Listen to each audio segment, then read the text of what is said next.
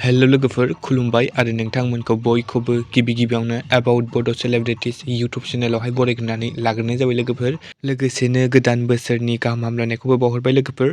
Happy new year to all of you everyone. स' लोगोफोर नोंथांमोननि गेजेराव फैलायबाय आं दायै बर'निनो मुंदांखा फावखुंग्रि हेलिना दैमारि बिथांनि गोदान मोनसे आपकामिं मिउजिक भिडिअनि सायाव आपडेट्स लानानै।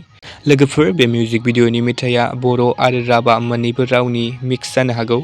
ओमफ्राय लोगोफोर बे मिउजिक भिडिअनि मेथाइखौहाय बिकि कलिता बिथाङा रोजाबदों जानांगौ आरो मिउजिक भिडिअनि करिय'ग्राफखौ खालामदों गायत्री बर' बिथां।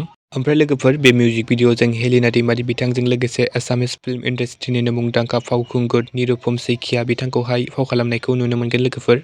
स' लोगोफोर नोंथांमोना बे मिउजिक भिडिअखौ नायनो थाखाय एक्साइटेड नामा? कमेन्टआव खोन्थाहरदि आरो नायनो थाखाय एसे नेनानै थादो लोगोफोर। आसा खालामो जों बे मिउजिक भिडिअखौ थाबैनो नुनो मोनगोन।